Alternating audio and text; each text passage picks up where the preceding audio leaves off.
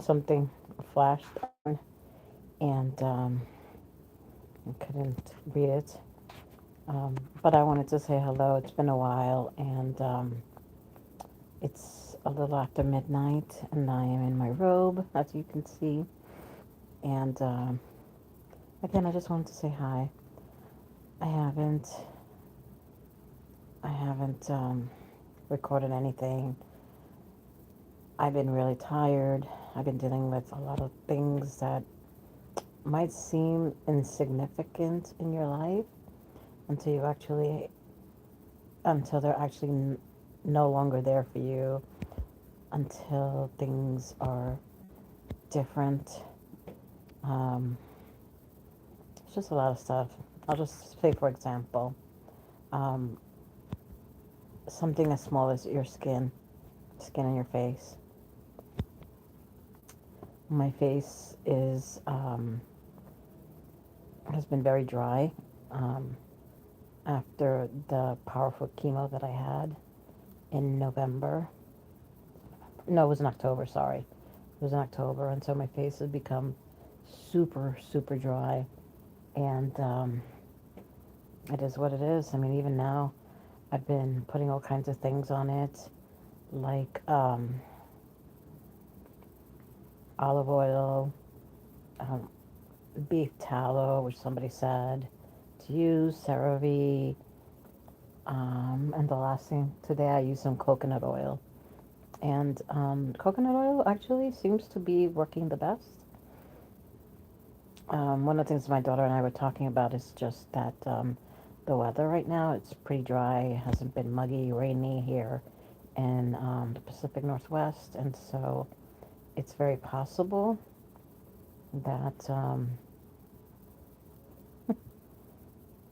and that's one of the reasons why my my skin hasn't gone back. It doesn't feel like it doesn't feel like sandpaper. It just feels like I can't even explain it, but it's definitely dry. I drink a lot of water, by the way, a lot of liquids, and it just doesn't seem to help. But yeah, definitely it's a lot softer. So yeah, I think I have it right next to me. I think the coconut oil is probably the best one. I've had that coconut oil for a while, um, and I just haven't applied it. I have not used it for a couple of years um, before this all happened. But something like that, I mean, if you think about the whole package, and it's kind of silly of me because, I have short hair. That was one of the things. And if you can tell, my hair has grown, but the length, not so much. Um, so that's, as a woman, it's kind of rough because you think, my hair is so important. Hi to all that have joined me. So it's my hair being different, my skin, the skin on my face being different, um, my back, having my back, what do you call it? Oh, thank you. Stay beautiful. Do not make me cry because I'm feeling very emotional right now. So on top of all those things, all those changes, um, thank you, by the way, Mosh Crypto. So on top of everything, there's my back that I have those vertebrae that are fractured, and so oh, thank you for the prayers, Ariel's voice. I don't know who you're talking about. Why did you steal Ariel's voice? That's funny, John. I have no idea who that is. If anything, I think I have a very deep voice. So yeah, there's like, I want to go back to work. Um, I'm still on what's called maintenance chemo. I'm gonna have that done this Thursday, I'm a massage therapist by trade, and I can't go back to doing that just yet because of my back, my shoulders. I have joint pains. Um, I've been messing around a little bit with my medications to see what I can and cannot do. I still have joint pain, and I've been trying to take less pain medications because I want to know. I want to know where that's coming from. Um, if we believe your healing is already growing, I do believe, Mosh. I really do. There are times that I'm not gonna lie. I get depressed. I get depressed because I feel like it's hard. It's very difficult to accept the new me. Hi, Pete. Petey. It's hard. It's difficult to accept the new me. It's difficult to. It's difficult for me to explain how I feel. It's difficult for me to share everything with my family. It's difficult. I don't want to say to be honest. It's just it is so difficult to explain on a daily basis what I'm going through and not wanting them to worry about me.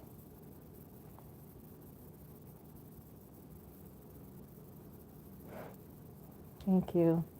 I try, Zach. I really do. Mosh, it is the one thing, the reason that I fought so hard and I said I will do anything, I will go through anything, is because of my daughter, my husband. They have been there for me this entire time. When I was, going through the process, the most difficult process I've ever been through in my entire life, they were there for me. I could not have done it alone. I was so weak. I was so weak. And they dressed me. They, pushed me around in wheelchairs. I mean, they did what they had to. Yeah, that's true. Big ups to the family. So I will never, ever forget what they did for me. But at the same time, it's hard for me to tell them now what I'm feeling or what I'm going through because when is enough? When do I say, okay? When do I stop having them worry about me? You know, when I mean, like my daughter, she hasn't been to work. She hasn't gone to work because she's been taking care of me, and she doesn't have a life. She's 25 years old, and she doesn't really have a life because of me. Because she took care of me all of last year, and I want her to have a life. I want her to have a boyfriend. I want her to have children. I I want her to date, and she feels like she can't do that because of me.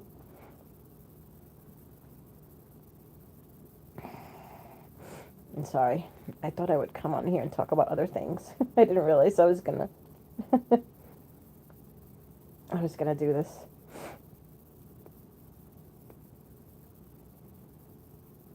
Yeah, I know, Mosh. They do want to listen to everything, and they get upset when I don't share everything with them. I just, I want them to have their own lives. I don't want their lives to be about me and what I'm going through. There has to be more for them, especially her. She's young. Don't feel guilty. Zach, don't feel guilty. They love you, and that's the last thing they want you to think. I know.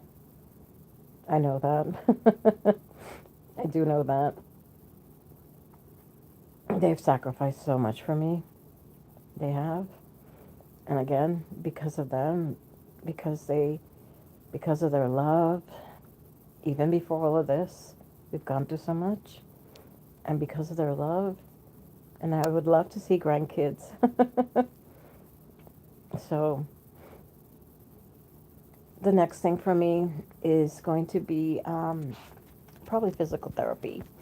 My right shoulder is an issue. And as a massage therapist, I do, I'm able to give myself massages. And I'm sorry, I'm able to give myself massages. I know where my um, feeling better listening to you. What's going on with you, Mosh? I'm I'm able to ask for massages.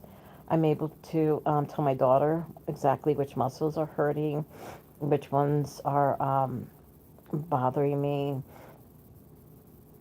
and so I do ask for help. I really do. Um, I love giving massages, Mosh. I really do. I enjoyed that so much. I worked with a population that needed help. I worked for a population that was elderly, and I also worked for a population of people that were caregivers. And I loved working with them because going to visit me, I could help them.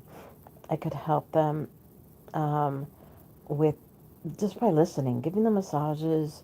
I had clients that had, you know, family members that were just needing a lot of physical and emotional help, and I was able to massage them, but also listen to them and be an ear there and be as comforting as I could be. And I love that, and I miss that so much. I miss, being a provider. My husband has Parkinson's, and so he has had Parkinson's for. He was diagnosed 5 years ago, and then I was diagnosed with cancer last year. So imagine that, what kind of a family we are. So it's been tough. Joelle writes, everyone is different. My dad has cancer. I'm same age as your daughter, but I've been taking care of my dad for 7 years, and I haven't found love or have a life, but I love helping my dad and won't regret it. Oh, Joelle, that's tough. That is really, really tough. I can't even imagine. I can't even imagine. I'm sure your father, well, it's the same thing that I do for my daughter. For you to be happy and for your life not to be centered around his. I mean, I know he needs you. I know he needs you because if it's anything of what I'm going through, I know he needs you. God bless you. God bless you for doing what you're doing for your dad. That's huge. That is huge. Mosh Cryptor, me too, the lower back car accident. Got T-boned when they ran a red light. Oh my gosh, I'm so sorry. I am so sorry, Mosh. That is horrible. I used to work with a chiropractor, and even in my own business, I work with people that were involved in car accidents, and that's wicked. That is rough. I'm so sorry. I'm so sorry. I hope you recover quickly. But yeah, massage, and then physical therapy helps so much as well. Um, yeah, you're amazing. You're amazing. And what are you doing now, by the way, Mosh? What are you doing now? Are you able to walk around? Let me see. When was the accident? I guess that's question number one. When was the car accident that you had? Um, for me, as I said before, I have lower back fractures, and so I'm going to be seeing a spine specialist, a surgeon,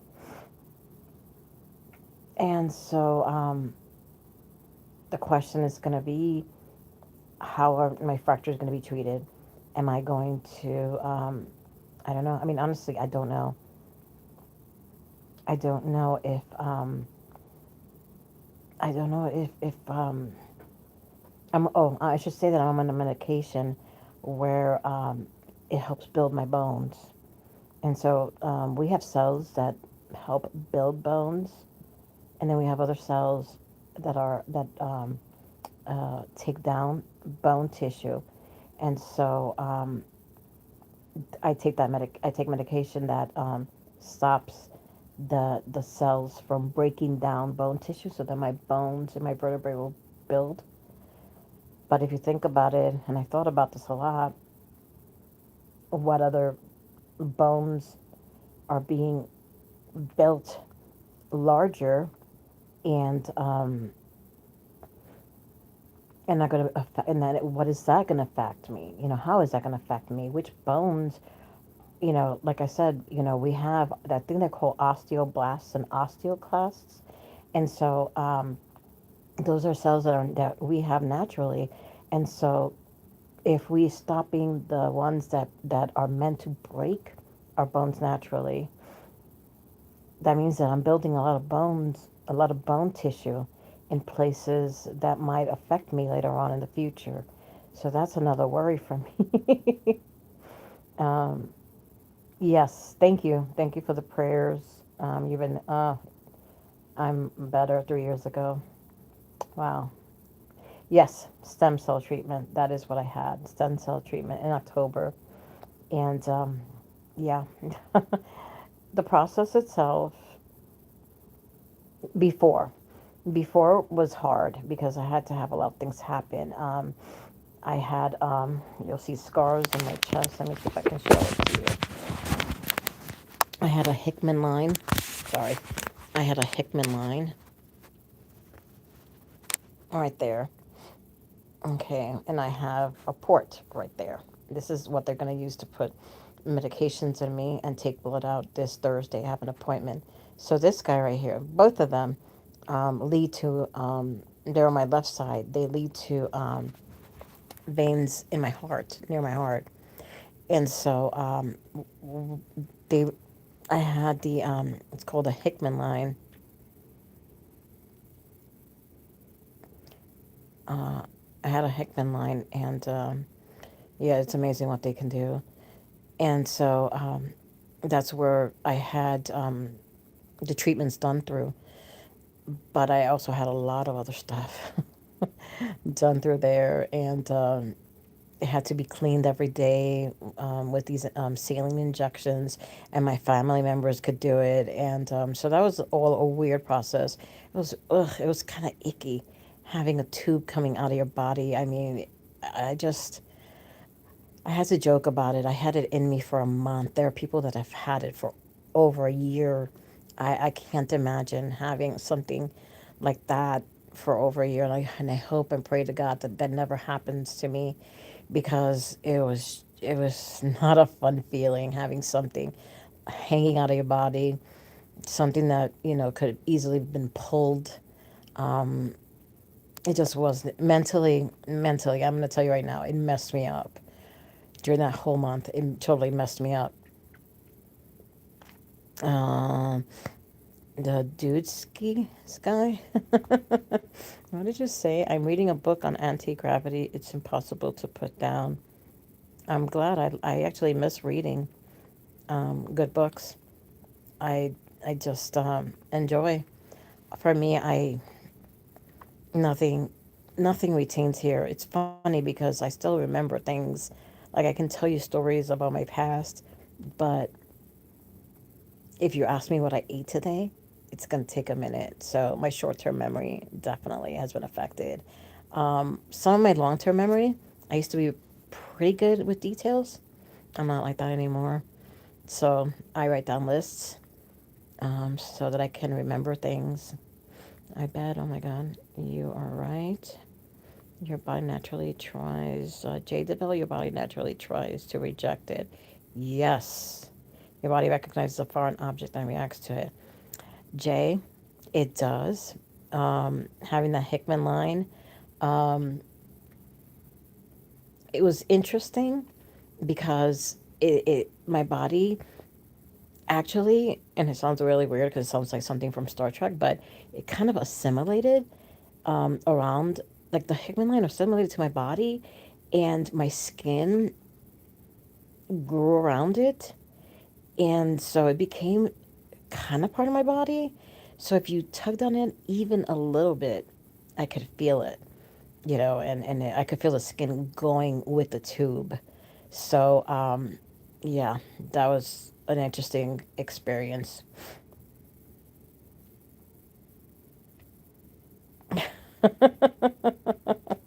Masha, you're being dirty. Jay, my ex-wife, used to say that to me. um, thanks. Thanks for the laugh. Um, yeah, yeah, that's normal, but an awkward feeling. I'm sure it was awkward. It was more than awkward. It was, like I said, it messed up with me mentally. I I can't even explain it to you. It was kind of living a little bit in fear because I was afraid. Like, am I gonna, every time I'd wake up, you know, oh, sleeping. Oh my gosh. Sleeping, it would go under my armpit and it would settle there. And so when I would get up, I would have to adjust it and it would hurt. Um, it would hurt. It would get stuck on my skin, underneath my breast. So I want to tell you right now, that was probably the worst. Because I had to kind of extract it from there. And it would stretch. That was the thing. At night, the tube coming out of my chest would stretch, go underneath my boob. And so when I would sit up, I would be in pain. So those are things they don't tell you about. Um, oh, you don't have to be sorry. It's an experience. One of the things that I will say to you that kept me going was that I said to myself, this is all going to pass. This is all going to be a memory. Every day, that was the thought. I would pray in the mornings and I would say to myself, this is just going to be a memory. All these things that I'm going through, just going to be a memory. After the stem cell transplant, I could not eat. Everything just like my stomach, it was bad. It was bad. After they removed the stem cells, they gave me really tough chemo, which I can't recall the name of, and that made me so that I couldn't eat. My daughter was just like trying to find something for me to eat, and I ate minimally. I ate what I had to. I drank what I had to. I spent a lot of time in bed, tons of time. Um, Hi, Petey. um, yes, staying strong. Yep, that is the name of the game right now. Got to stay strong. And so what was I saying? Yeah, but now, I'm able to walk.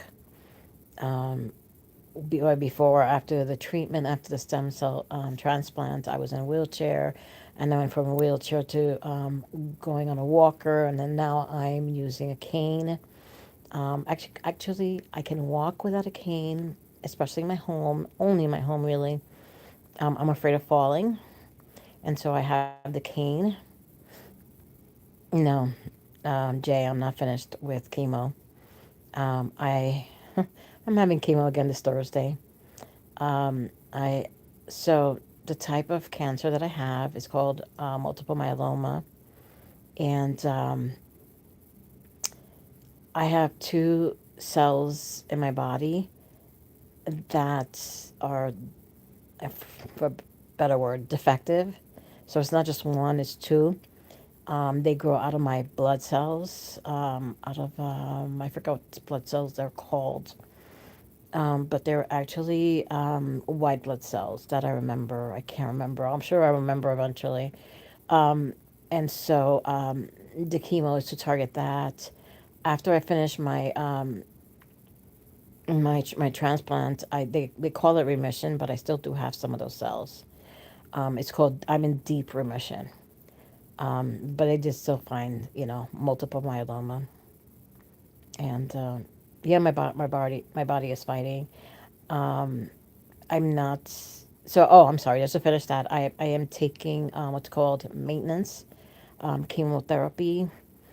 Um, and so that's every month. I go once every month, thank God, because before it was weekly. Before the transplant, it was weekly. I will say that I am an overweight woman.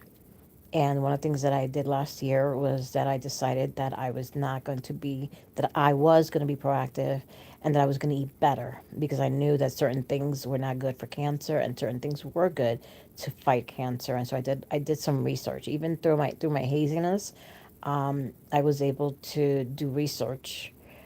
I was diagnosed in March, and I was probably able to start doing research. Like my mind started getting clearer in maybe June or July. It's almost like I started getting used to it. Um, Jade, does it make you nauseous and lethargic? The chemo. Um, Definitely lethargic. Comes with a lot of fatigue. A lot of fatigue. The very first day, I probably sleep a lot. And then subsequently, like the days after, I sleep less and less. Um, it's also, I spent a lot of time in bed because of my back. It's my lower vertebrae that has the fractures, and so sometimes sitting a lot hurts my back. And that's why we adjusted my medications today. I'm taking a little bit more gabapentin, which I really didn't want to do, but I feel like I have. If I don't, so I take it 3 times a day, but they're the lowest dosage that I can be given, so it actually works. Um, oh, good night, Mosh. Thank you so much for joining me. God bless you. Sleep well. I should go to sleep soon too. It's like 12:30. I just took a sleeping pill. My daughter gave me one because I'm not sleeping well at all. um, what was the question? I'm sorry. I just so yeah, not addictive, are they? Um, you know what's funny? I've always hated taking pills. I've always hated taking medications, and so they gave me oxy last year, and everything was take more oxy, and because of the pain, I apparently I was in horrible, horrible pain in March, and honestly, I'm going to tell you right now, there are months that I do not remember. But again, I've always hated taking medications, and so I think I'm going to say I got off oxy. Um, Maybe a couple of weeks after the stem cell treatment, or maybe even during, because I didn't want to take it. And the reason I didn't want to take it is because, number one, I didn't want to become addicted to it. I had already taken it since March, and I felt like I wanted to feel my pain. That was the other reason that I reduced the amount of times that I was taking gabapentin, because I wanted to know what my pain level was. Um, And so I stopped. I'm sorry, I just read your Jay. Me too. My father was an addict, and I've always been afraid of taking almost anything. Yeah, so I come from a family of alcoholics, and because I'm overweight, I say I'm addicted to food. I've been addicted to sugar for a long, long time. That's the other thing. Having cancer, you're not supposed to have sugar, so it's a reason. It's a good reason for me to stop eating. And I'm sorry. I'm sorry that your father was addicted, an addict. My father drank a lot, and my cousins and other family members that I'm just not going to mention. But yeah, I've always been afraid. And if I have to choose, I've never done heavy drugs. I mean, the most I've ever done was smoke, a few joints here and there, which I don't really like the taste of. Just, but my choice would be alcohol. I've always enjoyed drinking. I've always enjoyed the buzz, but I've always been afraid becoming addicted to alcohol. And so, because of that, I've always thought, I can easily become addicted to anything. And so I just didn't want to take oxy. I wanted to stop it as soon as possible. And it's the same thing with gabapentin. And, I'm sitting here, I'm talking to you. I can sort of think things through. Sometimes my brain does get hazy, but I I don't know if you heard that. That was my daughter blowing her nose. I forgot what I was gonna say. I just, like I said, I want to be able to think clearer. I've been doing some research about that. Jay, he wasn't an addict all my life. He got cancer, and my stepmother tells me he started using to deal with the pain and ended up segueing into other drugs. Ah, pancreatic. I am so sorry. I'm so sorry. That's a bad one. That's a really, really bad one. I'm so sorry. I pray that I pray that he gets cured, because I do believe in miracles. I really do. Do you? That was the thing last year. I should also say that in 2017, a lot of things happened for me. I believe it was 2000, no, 2016, sorry. 2016, 2017. It was 2017. I had, they discovered a mass in my pancreas. And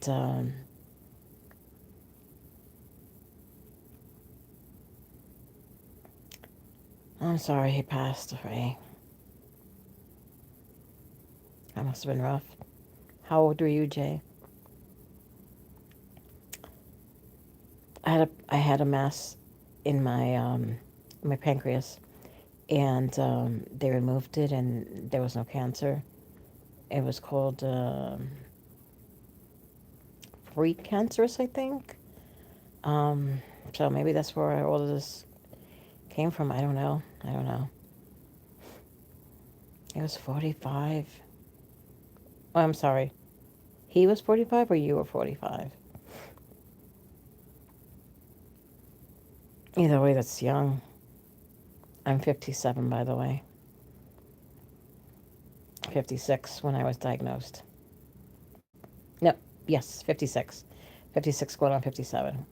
You were 45, you're young. How old was your dad when he passed away? He was 52. Wow. Do you have any kids?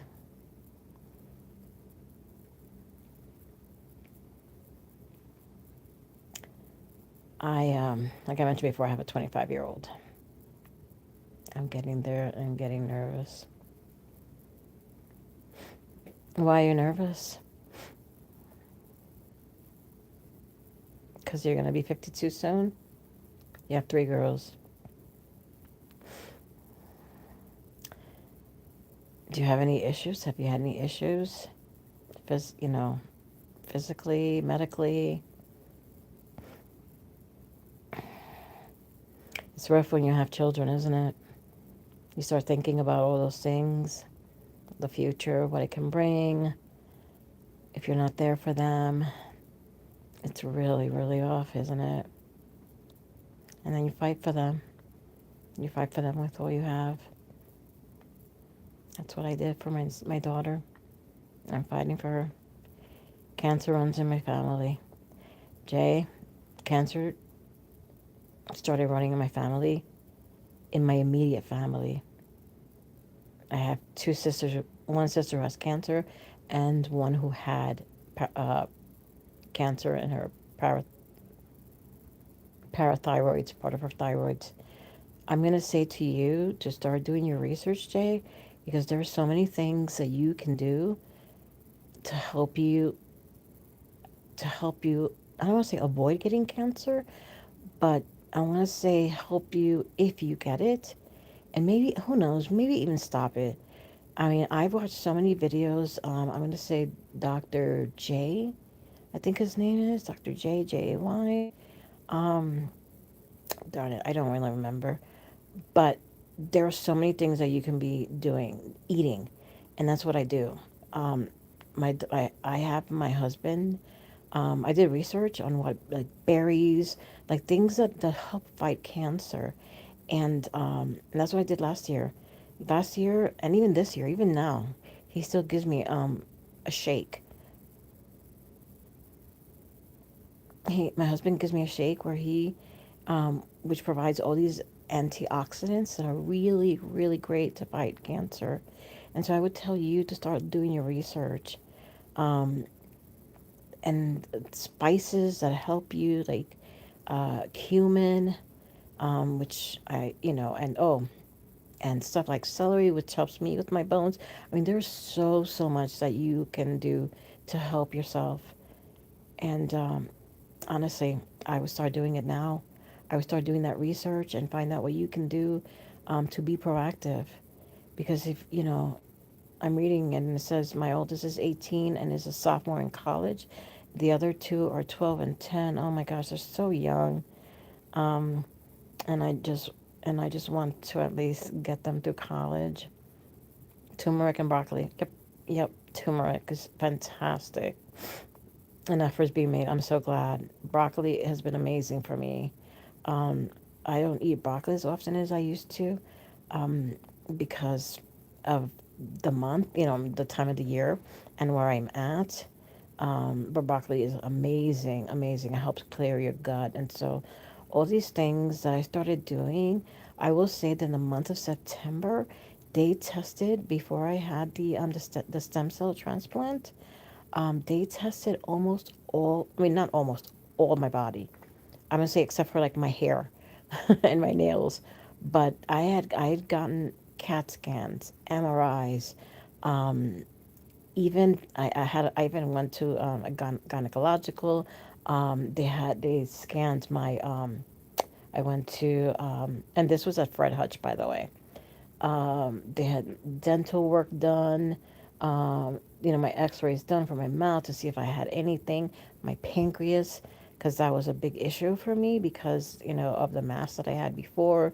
And thank God that they found nothing in my pancreas. Um, but again, I think, honest to God, that I had, I didn't expect a clean bill of health. And that is exactly what happened. I've also had colonoscopies where they have found polyps and no polyps this time. I've had two colonoscopies where I've had polyps and they found no polyps, which I was amazed, absolutely amazed. And so my phone is dying. Let me get a charger here. Because my phone is dying. I just realized that my battery. Sorry, you're gonna see the ceiling for a minute here. Oh, okay. Um, God is good. I'm curious. I'm on new children's assessment for today. Sorry. I just get these weird messages. Um, but yeah, I think that a lot of that had to do with the way I was eating. Um, that I got such a clean bill of health, of course, except for the cancer. But everything else was like, they were like, you're incredibly healthy, except for even my heart. Again, I'm an overweight woman, and my heart was in pretty good health. They tested my lungs, which was crazy because they had me do a test where they had me blow. So it was a machine, right? And it was like an old style phone booth.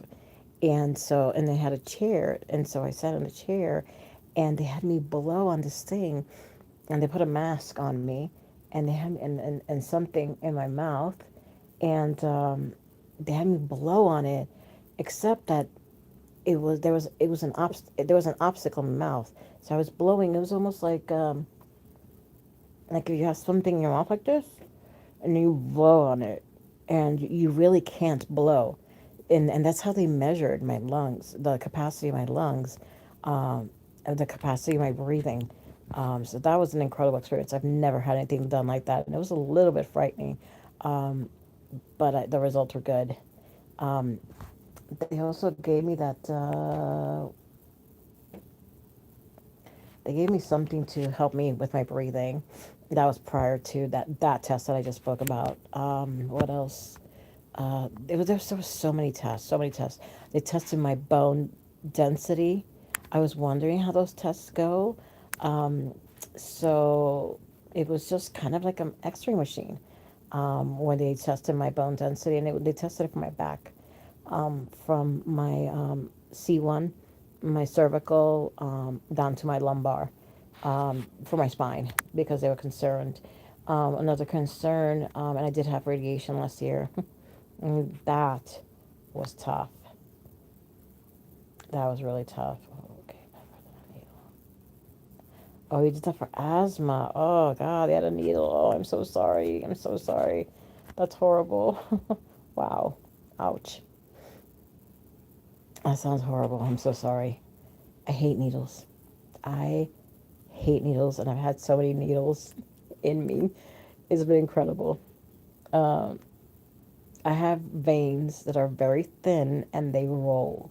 And if you can imagine that.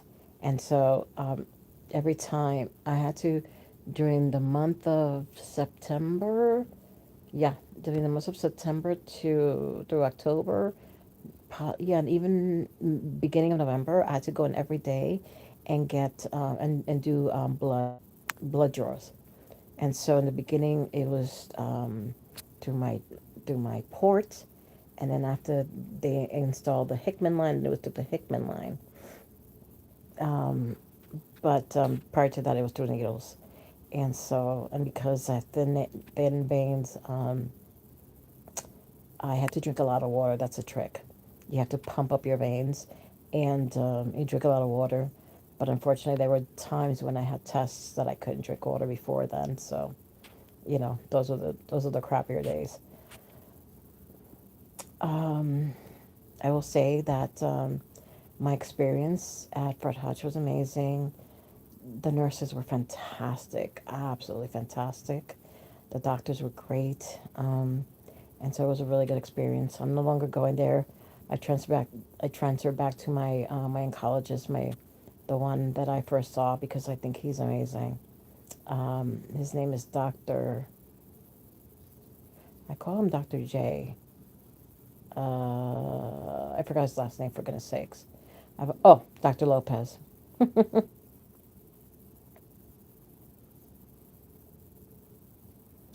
He's great. I'm sorry, I'm reading J. I've had a newbie poke me up before and kept missing my veins. I was so bruised up the next day. Oh, yes, never a fun experience. I've gone home looking like a pin, I feel sometimes like I'm a pin cushion. I've had people poke me so many times, and it's like it was a big fear of mine. Now it's not so much a fear. Now it's kind of like, ugh, where, are you experienced? Or are you not experienced? Can you do this right? Um, anyway, not looking forward to Thursday. I think more than anything, it's the mental stuff. Um, the one thing that I will say that, after I have chemo, I feel like there's a vice on my head, and that vice stays there for, I'm gonna say, a few days, maybe even a week. Um, the nurse felt so bad. I was all beat up and trying to comfort her. She ended up going to get another nurse to do it. Yes, I've had that done. Um, I went to the hospital one time and they actually used a machine, that was kind of an X-ray machine, and it showed all my veins, and that's how they were able to extract blood from me. Isn't that messed up?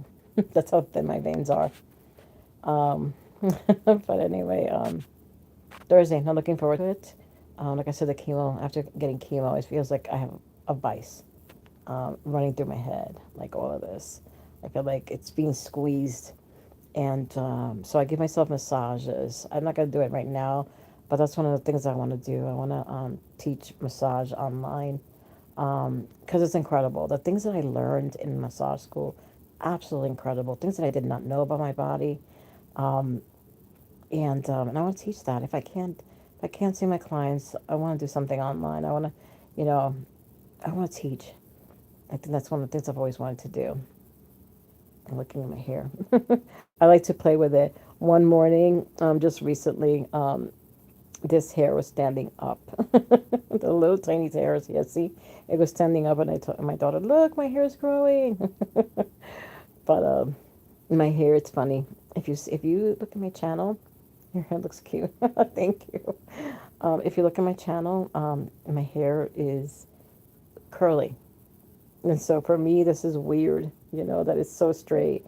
I've always had baby fine hair, so it's very very thin, and I'm gonna leave it gray. I usually dyed my hair, but I'm gonna leave it gray. I don't care anymore.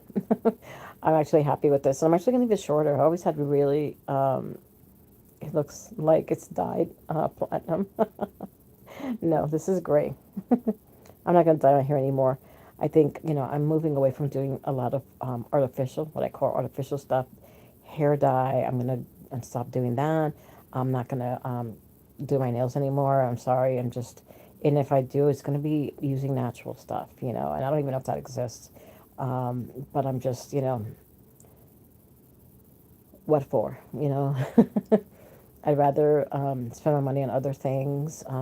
One of the things that I miss doing too is that I've always enjoyed helping other people, doing volunteer work. And for right now, it's hard for me to stand. Um, Standing more than 5 minutes hurts, you know? And that's the thing. I want to work. I want to work. I miss working. The other day, I made a pot of beans and cutting vegetables to put in the beans. And I think I was probably standing maybe for 10 minutes. And I haven't stood for so long. And I couldn't even put the spices in the beans that I was making. I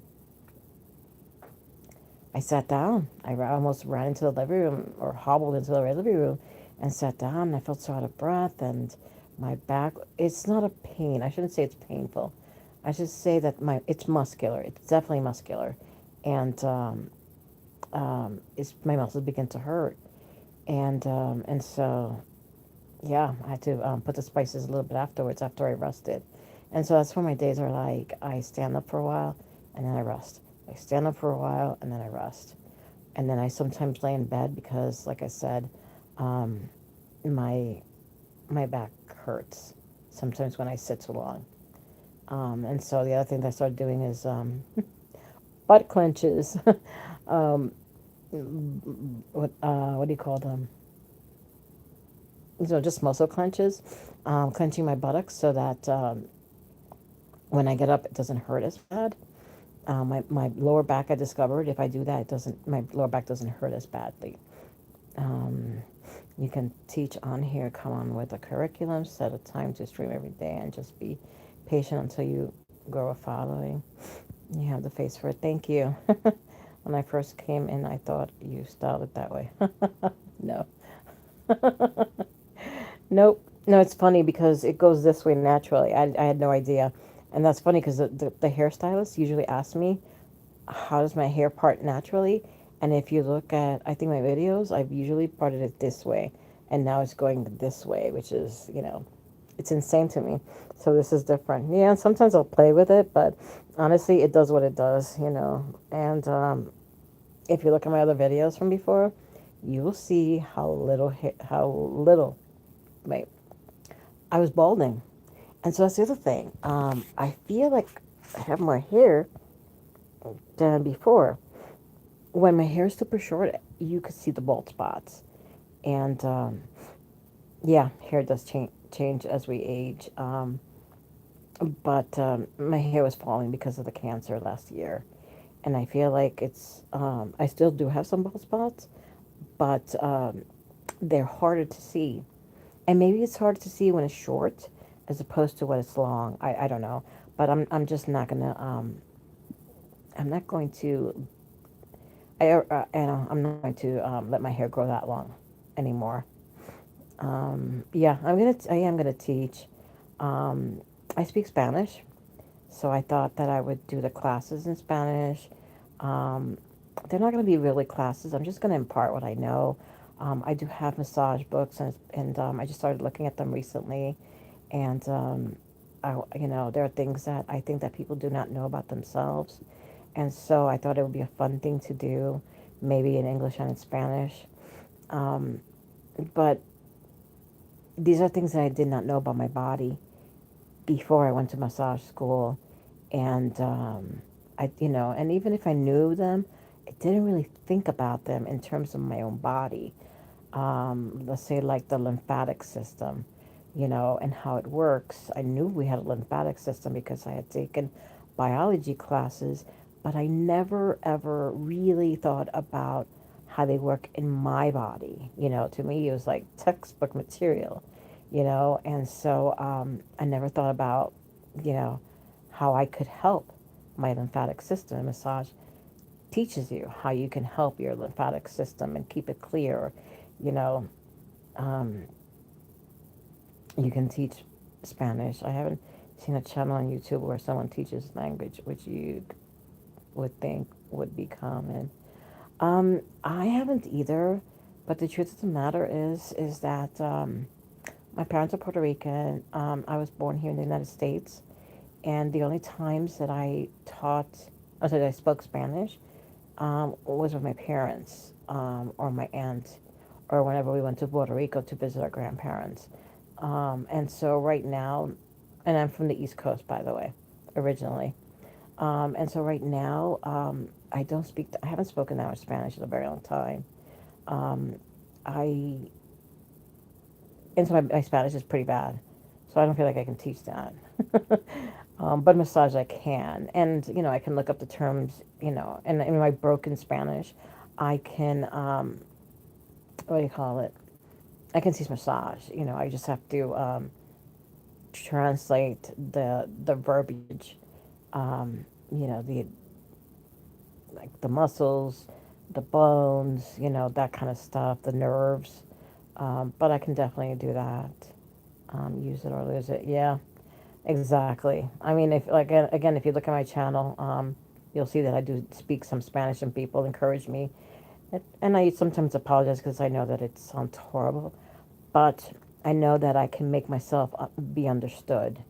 And then if you think about it, just the way people speak Spanish, it's not like what do you call it? It's not like us and the Brits, and English. It's that those two countries, we speak very similar when it comes to English, but in Spanish, there are so many words that do not mean the same thing, in different places, and it gets kind of confusing. And so, um, I'm trying to think of a word. I can't think of anything right now, but there are words that I had to learn so that I understood. Say, for instance, how Mexicans speak. Um, yeah, Puerto Rico versus yep, yeah, Puerto Rico versus Mexican versus Spain, exactly. And so, and I have a lot of friends that have come from like Venezuela, Colombia. You know, my best friend comes from Colombia. She's living in Spain right now. um, that just have there's a word for it, and I can't think of it right now. That's the other thing.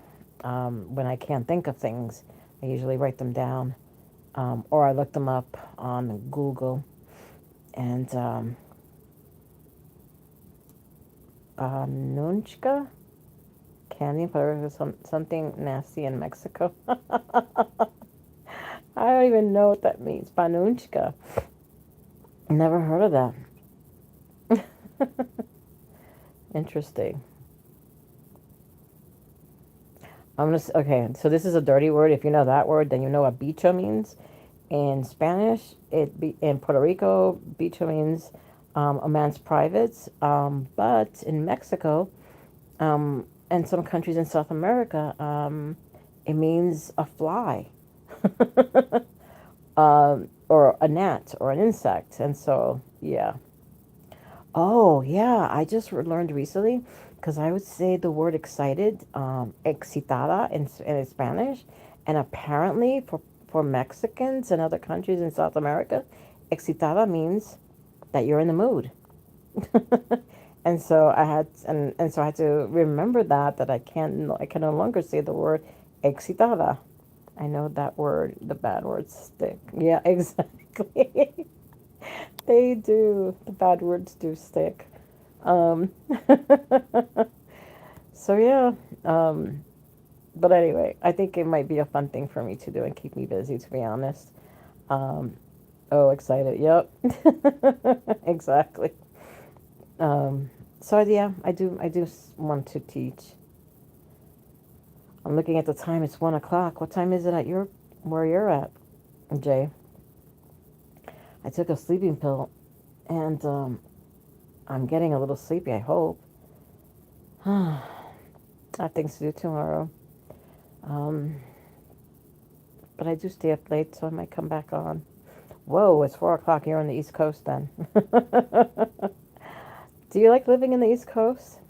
I lived in New York City for many years until I was 29, going on 30, and then I decided I'm leaving. I thoroughly enjoyed. I need to hit the sack. Yeah, I do too. All right, no more conversations. You have a good night, and thank you so much for joining me and keeping me entertained. I like the sunrises. I miss that. I miss that. I have the sunsets. You have a good night. Have a good night, everybody who's watching. I don't know who's watching. Over the water. I know. I miss the warm beaches. The beaches out here are cold, cold, and there's barely any sand unless you go further south. Um, but yeah. Anyway, good night, my dear. I'll pray for you. Thank you, Jay. Thank you so much, and I'll pray for you. Pray for me tonight. I'll pray for you tonight. You sleep well. Everybody else, good night. All right, how do I end this? Are you sure you want to stop streaming? Okay.